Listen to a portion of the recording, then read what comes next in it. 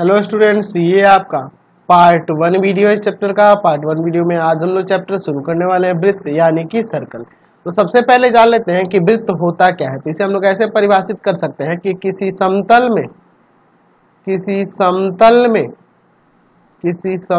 में एक निश्चित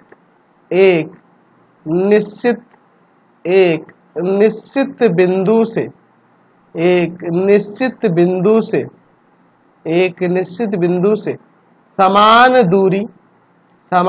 दूरी पर स्थित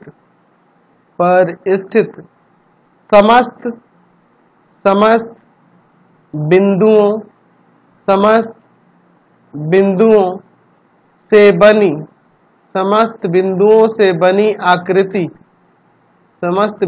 से बनी आकृति को वृत्त कहते हैं।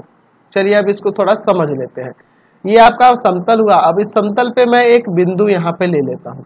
अब इस बिंदु से नियत दूरी पर, समान दूरी पर, यहाँ पे हम बिंदुओं का समुच्चय दर्शा देते हैं कुछ इस तरह से। ठीक है, इस तरह से। यानी कहने का मतलब यह है कि ये आपका समतल हो गया, समतल पर यह एक बिंदु हो गया। इस समतल पर स्थित बिंदु से समान दूरी पर यहाँ पर एक बिंदु यहाँ स्थित होगा। उसी तरह से यहाँ से यहाँ पर ये भी समान दूरी है, ये इससे इसके समान दूरी है, और यहाँ पर भी बिंदु होगा। ऐसे यह जो पथ जो बन रहा है ना, ये बहुत सारे बिंदुओं से मिलकर बना होगा, और इस बिंदुओं से हमेशा इस निश्चित बिंदु की दूरी बराबर होगी। इस निश्चित बिंदु की दूरी प्रत्येक बिंदु से, इस पथ पर स्थित प्रत्येक बिंदु से ये क्या होगी, ये जो आपकी निश्चित बिंदु है इसकी दूरी हमेशा बराबर होगी। और यही जो पथ बन रहा है, इसी पथ को हम लोग वृत्त कहते हैं। तो वही मैंने परिभाषा में दिया है कि किसी समतल में एक निश्चित बिंदु से समान दूरी पर स्थित समस्त बिंदुओं, है ना, ये इस पे बहुत सारे बिंदु है ना, इस पथ को बनाने में हमें बहुत सारे बिंदु लगे होंगे। तो इन सभी बिंदुओं से बनी जो ये आकृति जो दिख रही है, यानी कि यह जो टोटल आपको ये जो पथ दिख रहा है, यही आपका वृत्त कहलाता है। समझ गए? यानी हमें यहाँ से ये भी पता चल रहा है कि यह वृत्त जो होता है बिंदुओं का समुच्चय होता है। देख रहे हैं ना, इस पे बहुत सारे बिंदु हैं, बिंदुओं का समुच्चय होता है। हम लोग यहाँ से ये भी पता कर सकते हैं कि ये वृत्त क्या होता है, बहुत सारे बिंदुओं का समुच्चय होता है। ठीक है, अब ये जो आप निश्चित बिंदु कह रहे हैं ना, इसे हम लोग वृत्त का केंद्र कहते हैं, यानी कि सेंटर कहते हैं। ठीक है, तो इसे हम लोग लिख सकते हैं कि निश्चित बिंदु को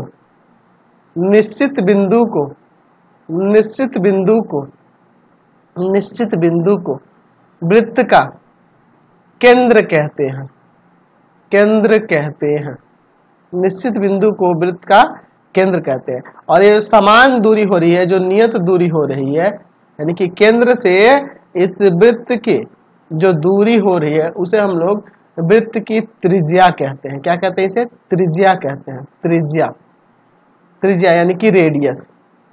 ठीक है, रेडियस। इसे अर्ध व्यास भी कह सकते हैं। त्रिज्या को हम लोग अर्ध व्यास भी कह सकते हैं। अर्ध व्यास, सेमी डायमीटर। ठीक है, या रेडियस भी कह सकते हैं।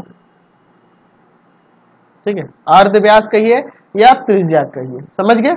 और इसे हम लोग जनरली आर से सूचित करते हैं, और जो केंद्र होता है उसे जनरली ओ से सूचित करते हैं। ठीक है, तो हम लोग लिख सकते हैं इसको कि यह जो नियत दूरी है ना, यह जो नियत दूरी होती है, यानी कह सकते हैं कि केंद्र से वृत्त के किसी बिंदु की दूरी वृत्त की त्रिज्या कहलाती है। त्रिज्या या फिर अर्धव्यास कहलाती है।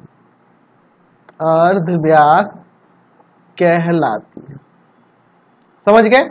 और इसे हम लोग किसे सूचित करते हैं? आर से सूचित करते हैं। ये आपको ध्यान रखना होगा। अब जैसे चूड़ी देखते हो, चूड़ी भी आपका एक वृत्त का ही रूप है।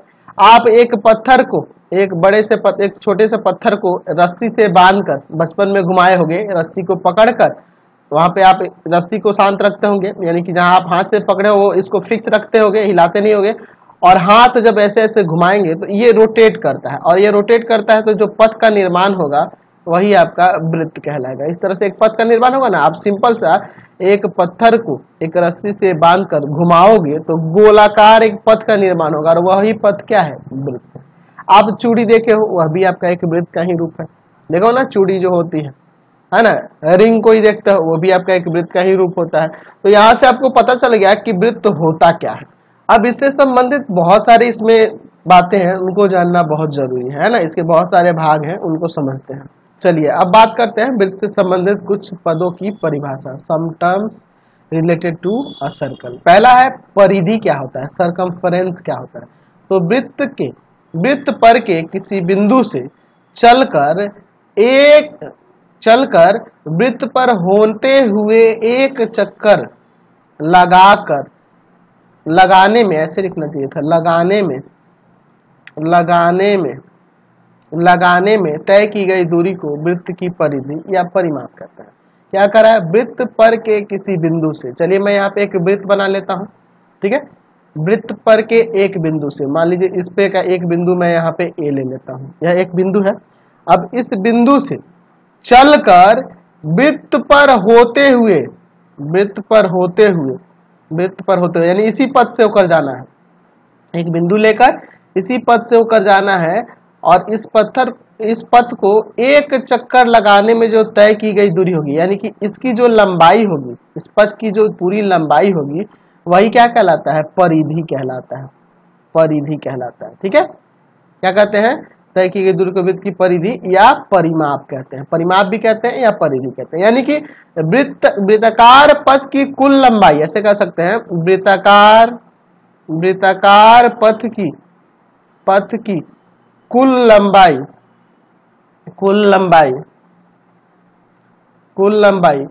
उस वृत्त की परिधि कहलाती है। उस वृत्त की परिधि समझ गए वृत्त की परिधि क्या होती है। चलिए अगला देखते हैं, व्यास क्या होता है। व्यास यानी कि डायमीटर। वृत्त का व्यास वह रेखाखंड है जो वृत्त के केंद्र से होकर जाती है तथा जिसके दोनों प्रांत बिंदु वृत्त पर हो, यानी कि दोनों एंड पॉइंट जो हो वृत्त पर होने चाहिए। मान लीजिए आपका वृत्त हो गया। अब देखिए यहाँ पे मैं इसका वृत्त का केंद्र ले लेता हूँ, यह आपका वृत्त का केंद्र हो गया। अब हम लोग क्या करते हैं कि एक रेखाखंड ऐसी लेते हैं जो वृत्त के केंद्र से होकर जाए, जैसे कि आप परिभाषा में देख रहे हैं वृत्त के केंद्र से होकर जा रहा है, और जिसका दोनों प्रांत बिंदु वृत्त पर है, यानी कि दोनों एंड पॉइंट, इस रेखाखंड का दोनों एंड पॉइंट कहाँ है? इस वृत्त पर स्थित है। तो यह आपका क्या कहलाएगा? व्यास कहलाएगा। वृत्त का व्यास कहलाएगा, डायमीटर कहलाएगा। और इसे जनरली हम लोग डी से सूचित करते हैं। और ये ध्यान रखना कि व्यास जो होता है ना, वह त्रिज्या का 2 गुना होता है। क्योंकि देखो त्रिज्या केंद्र से वृत्त के किसी बिंदु पर होगी, तो यहाँ से यहाँ तक यही त्रिज्या होगी, और व्यास ये टोटल हो जाएगा। तो ये भी तो आपकी एक त्रिज्या ही हुई ना, तो यह टोटल आपकी 2r हो जाएगी। यानी कि व्यास जो होता है त्रिज्या का 2 गुना होता है, या ऐसे भी लिख सकते हैं कि त्रिज्या जो होती है व्यास की आधी होती है। समझ गए? चलिए आगे बढ़ते हैं। चलिए अगला देखते हैं, वृत्त का चाप क्या होता है। Arc of a circle. वृत्त के परिधि के किसी भाग को वृत्त का चाप कहते हैं। जैसे देखिए मैं यहाँ पे एक वृत्त ले लेता हूँ, आपको अभी मैंने बताया वृत्त की परिधि क्या होती है। तो यह जो टोटल आप पथ देख रहे हैं वृत्ताकार, यह पथ की जो लंबाई है यही टोटल आपकी परिधि कहलाती, यही वृत्त की परिधि कहलाती है। और इस परिधि का कोई भी भाग ले लेंगे, छोटा बड़ा कोई भी, तो ये आपका क्या कहलाएगा? वृत्त का चाप कहलाएगा। जैसे यह AB, यह चाप है, AB के ऊपर एक ऐसे कर्व लाइन दे देंगे तो ये चाप को इंडिकेट करेगा। तो क्या है इसका मतलब हुआ? चाप AB इसका मतलब हुआ। तो इसमें 2 चाप है, एक लघु चाप AB है और एक दीर्घ चाप AB है। तो छोटे वाले को लघु चाप AB कहेंगे, ये वाला जो है यह लघु चाप कहलाएगा, और ये बड़ा वाला जो कहलाएगा यह दीर्घ चाप कहलाएगा। ठीक है, 2 चाप है, तो एक लघु चाप है और दूसरा दीर्घ चाप है। समझ गए? चलिए अब हम लोग बात करते हैं वृत्त की जीवा क्या होती है। चाप कर्ण यानी कोड ऑफ ए सर्कल। ठीक है, जीवा कहिए या चापखंड कहिए। वृत्त पर के दो बिंदुओं को मिलाने वाली रेखाखंड को वृत्त की जीवा कहते हैं। जैसे मैं यहाँ पे एक वृत्त लेता हूँ, ये आपका वृत्त हो गया। आप वृत्त पर के कोई भी दो बिंदु ले लीजिए, ऐसे यहाँ मिल जाएंगे, एक बिंदु यहाँ है, दूसरा बिंदु यहाँ है, तो ये दोनों बिंदुओं को मिलाने वाली रेखा आपकी चाप कहलाएगी। यह भी आपका एक चाप हो जाएगा। ठीक है, यहाँ ए बी लिख देते हैं और दूसरे वाले को मैं यहाँ सी डी लिख देता हूँ। तो यह दोनों क्या है, आपके जीवा है। ठीक है, यह दोनों वृत्त की क्या है, जीवा है, और ये आपका चाप कहलाएगा। देख रहे हैं ना, यह ए बी ये आपका चाप कहलाएगा, और ये ए बी और ये सी डी जो है आपकी जीवा कहलाएगी। ठीक है, यह जीवा कहलाएगा यानी कोड कहलाएगा। ठीक, और वृत्त की सबसे बड़ी जो जीवा होती है ना, वह वृत्त के केंद्र से होकर जाती है। वृत्त की सबसे बड़ी जीवा जो होती है वो वृत्त के केंद्र से होकर जाती है। जैसे मैं यहाँ पे इसका नाम P और यहाँ पे Q दे देता हूँ, तो ये आप देख रहे हैं कि यह भी जीवा ही है, लेकिन केंद्र से होकर जा रही है, तो हम लोग इसे व्यास भी तो कह सकते हैं ना, है ना। यानी कि परिभाषा एक और हमें मिल गया व्यास के लिए कि वृत्त की सबसे बड़ी जीवा जो केंद्र से होकर जाती है वह वृत्त की व्यास कहलाती है ना। वृत्त की सबसे बड़ी जीवा जो केंद्र से होकर जाती है,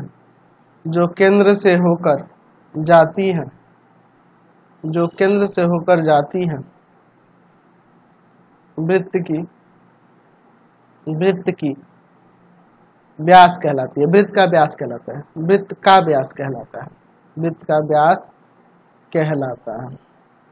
वृत्त का व्यास कहलाता है। ठीक है, चलते हैं आगे। चलिए अब बात करते हैं वृत्तखंड, यानी कि अवधा क्या होता है, यानी अंग्रेजी में सेगमेंट कहते हैं इसे। चलिए, वृत्तखंड क्या होता है, तो वृत्ताकार क्षेत्र का वह भाग जो एक जीवा तथा चाप से घिरा हो वृत्तखंड कहलाता है। जैसे मैं मान लेता हूं यह आपका एक वृत्त हो गया ना, अब वृत्त की मैं एक इसमें जीवा खींच देता हूं, यह आपकी जीवा हो गई। तो वृत्त की जीवा और एक चाप, जीवा और चाप से घिरा हुआ क्षेत्र यह जो देख रहे हैं, यह क्षेत्र जो मैंने छायांकित किया है, यह एक आपका क्या है, वृत्तखंड है। तो यह छोटा है इसलिए इसे लघु वृत्तखंड कहेंगे। लघु वृत्तखंड यानी माइनर सेगमेंट कहेंगे। ठीक है, माइनर सेगमेंट कहेंगे। और देखिए यह एक जीवा है यहाँ पे, और यह भी तो आपका एक चाप है। तो यहाँ ये जो घिरा हुआ ये जो क्षेत्र है, ये पूरा क्षेत्र, ये भी तो आपका क्या कहलाएगा, एक वृत्तखंड कहलाएगा, लेकिन बड़ा है इसलिए इसे दीर्घ वृत्तखंड कहेंगे। दीर्घ वृत्तखंड यानी मेजर सेगमेंट।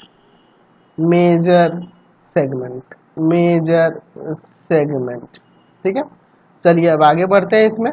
चलिए अगला देखते हैं त्रिज्यखंड या त्रिज्याखंड भी कहा जाता है, इसे हम लोग त्रिज्याखंड भी कह सकते हैं। त्रिज्याखंड, ठीक है, त्रिज्यखंड कहिए या त्रिज्याखंड कहिए। सेक्टर क्या होता है, किसी वृत्त में दो त्रिज्याओं और उनके बीच के चाप से घिरे हुए क्षेत्र को त्रिज्याखंड या त्रिज्यखंड कहते हैं। चलिए समझिए, यह आपका वृत्त हो गया। वृत्त की मैं यहाँ पे दो त्रिज्याएं ले लेता हूँ, यह आपकी एक त्रिज्या हो गई और दूसरी त्रिज्या यह होगी, दो त्रिज्याएं होंगी, और इन त्रिज्याओं और यहाँ देखिए एक चाप, त्रिज्याओं के बीच का एक चाप से घिरा हुआ यह जो क्षेत्र होगा ना, ये जो मैंने छायांकित किया है, ये आपका सेक्टर कहलाएगा, त्रिज्याखंड कहलाएगा। तो ये छोटा है इसलिए हम लोग इसे लघु त्रिज्याखंड कहेंगे। लघु त्रिज्याखंड यानी कि माइनर सेक्टर। ठीक है, और ये बड़ा है इसलिए इसे हम लोग दीर्घ त्रिज्याखंड कहेंगे। दीर्घ त्रिज्याखंड यानी कि मेजर सेक्टर। ठीक है, समझ गए, चलते हैं आगे अब। अच्छा, जीवा से संबंधित कुछ बातें हैं, उनको भी यहाँ समझना जरूरी है। जैसे मैंने एक वृत्त खींचा और मैंने कहा कि इस वृत्त पर कितनी जीवाएं हो सकती हैं, तो भैया अनगिनत हो सकती हैं, अनगिनत जीवाएं खींच सकते हैं। क्योंकि देखो, आप यहाँ पे जीवा खींचना चाहोगे, ऐसे हो जाएगी, ऐसी हो जाएगी, ऐसे हो जाएगी, बहुत सारी जीवाएं हो सकती है ना, अनगिनत जीवाएं हो सकती है। ठीक है, अनगिनत जीवाएं ऐसे आप खींच सकते हो। अच्छा, और अगर मैं पूछूं कि वृत्त पर स्थित दो बिंदु से हम लोग कितनी जीवाएं खींच सकते हैं, तो एक और केवल एक। अगर वृत्त पर स्थित दो बिंदु हैं, एक बिंदु यहाँ, एक बिंदु यहाँ है, तो आपको पता है कि दो बिंदुओं से केवल एक ही रेखाखंड या रेखा गुजर सकती है ना, तो एक ही जीवा हम लोग खींच सकते हैं। ठीक है, अच्छा, अगर मैं कहूं कि जीवा द्वारा वृत्त पर बना कोण कौन होगा, तो जीवा द्वारा, तो जीवा इधर भी आपका कोण बना सकता है ऐसे, जीवा द्वारा वृत्त पर बना कोण यह हो सकता है, या इधर भी बना सकता है। तो यह दो प्रकार से। और मैं कहूँ कि केंद्र पर कैसे कोण बनाएगा, तो ये आपका वृत्त का केंद्र हुआ, यह रहा जीवा, और जीवा केंद्र पर किस तरह कोण बनाएगा, तो इस तरह से कोण बना सकता है। तो देखिए, अगर आपके क्वेश्चन में कभी भी दे कि वृत्त के जीवा द्वारा वृत्त पर बना कोण, तो इस प्रकार या इस प्रकार से दिखा सकते हैं, और केंद्र पर बना कोण जीवा द्वारा, तो यह हो सकता है। समझ रहे हैं ना। चलिए आगे बढ़ते हैं। अब चलिए, अब कुछ और परिभाषा है उनको भी देख लेते हैं। एक केंद्रीय या सकेंद्रीय वृत्त क्या कहलाता है ना। कॉन्सेंट्रिक सर्कल क्या होता है, वे वृत्त जिनके केंद्र एक ही बिंदु हो तथा त्रिज्याएं भिन्न भिन्न हो, एक केंद्रीय या सकेंद्रीय वृत्त कहलाते हैं। जैसे मैं यहाँ पे एक केंद्र ले लेता हूँ, वो इसे नाम देते हैं, और इसको केंद्र मानकर मैं यहाँ पे वृत्त खींचता हूँ, एक यह वृत्त, ठीक है, और एक भिन्न अलग त्रिज्या वाली एक और मैं वृत्त खींच रहा हूँ, लेकिन दोनों वृत्तों के लिए केंद्र समान ही है। दोनों वृत्तों के लिए केंद्र समान है, बस त्रिज्याएं जो देख रहे हैं त्रिज्याएं अलग अलग हो जा रही है। इसकी त्रिज्या इतनी है और इसकी त्रिज्या इससे बड़ी है ना जी। तो इस तरह के जो वृत्त होते हैं ना आपके सकेंद्रीय या एक केंद्रीय, क्योंकि दोनों का केंद्र एक ही है, इसलिए हम लोग सकेंद्रीय या एक केंद्रीय वृत्त इन्हें कहेंगे। ठीक है, चलिए अगला देखते हैं। त्रिभुज का परिवृत्त यानी कि सर्कम सर्कल क्या होता है। वह वृत्त जो किसी त्रिभुज के तीनों शीर्षों से होकर जाती है, त्रिभुज का परिवृत्त कहलाता है, और परिवृत्त के केंद्र को त्रिभुज का परिकेंद्र कहते हैं। ठीक है, चलिए देखते हैं। मैं यहाँ पर एक वृत्त इस तरह से ले रहा हूं जो त्रिभुज के तीनों भुजाओं से होकर जा रहा है, तीनों शीर्षों से होकर जा रहा है, सॉरी, तीनों शीर्षों से होकर जा रहा है। यहाँ देखिए, ये आपका त्रिभुज ABC है, ABC। अब इस त्रिभुज क्या देख रहे हैं, यहाँ परिभाषा देखिए, वह वृत्त जो किसी त्रिभुज के तीनों शीर्षों से होकर जाती है। तो देखिए, तो यह वृत्त जो है त्रिभुज के तीनों शीर्षों से होकर जा रही है, इसलिए इसे त्रिभुज का परिवृत्त कहेंगे। और ये परिवृत्त का जो केंद्र होगा वो त्रिभुज का परिकेंद्र कहलाएगा। मान लीजिए यह वृत्त का केंद्र O है, वृत्त का केंद्र O है, तो इस केंद्र को हम लोग त्रिभुज का परिकेंद्र कहेंगे, त्रिभुज का परिकेंद्र कहेंगे। ठीक है, और ये हमेशा ध्यान रखना कि जो परिकेंद्र होता है ना, उस परिकेंद्र से यहाँ तीनों शीर्षों की दूरी समान होती है। वृत्त के ऊपर ये जो तीनों शीर्ष देख रहे हैं ना, त्रिभुज के जो तीनों शीर्ष हैं, इससे दूरी समान होती है, यानी OA बराबर OB बराबर OC हमेशा होता है। ठीक है, तो यह परिवृत्त हुआ, त्रिभुज का परिवृत्त हुआ, और यह जो केंद्र है वो यह आपका परिकेंद्र कहलाएगा, यानी सर्कम सेंटर कहलाएगा। चलिए अगला देखते हैं। अंतः केंद्र इन सर्कल क्या होता है। वह वृत्त जो किसी त्रिभुज के अंदर उनकी तीनों भुजाओं को स्पर्श करते हुए जाती है, त्रिभुज का अंतःवृत्त कहलाता है। चलिए, और अंतःवृत्त का जो केंद्र होता है उसे त्रिभुज का अंतः केंद्र इन सेंटर कहते हैं। चलिए समझिए, यहाँ पर मैं एक ऐसा त्रिभुज लूंगा और इसके अंदर एक ऐसा वृत्त लूंगा, है ना, जिसकी भुजाओं से जिसकी त्रिभुज की भुजाओं से स्पर्श करते हुए वो वृत्त जाए। ठीक है, यहाँ देखिए क्या हो रहा है, अंतःवृत्त क्या हो रहा है।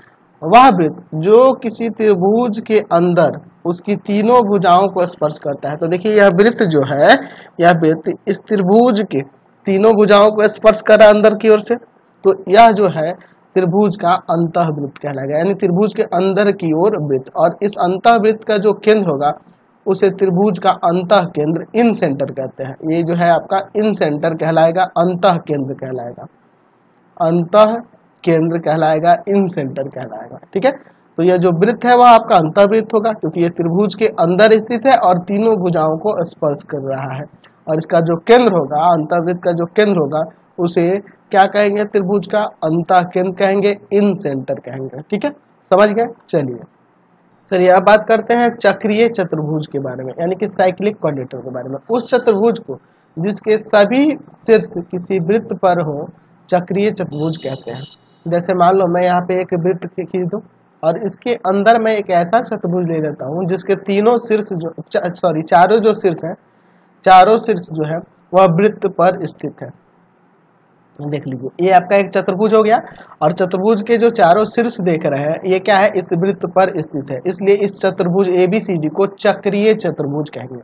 ठीक है, तो वही परिभाषा में लिखा है कि उस चतुर्भुज को जिसके सभी शीर्ष किसी वृत्त पर हो, सभी शीर्ष यानी इसके चारों शीर्ष वृत्त पर है, इसलिए ये चतुर्भुज क्या होगा, चक्रीय चतुर्भुज कहलाएगा। ठीक है, अच्छा अगर मैं यहाँ पे बात करूं चक्रीय चतुर्भुज के, तो इसके सम्मुख कोणों का योग 180 होता है, जिसके बारे में हम लोग आगे पढ़ेंगे।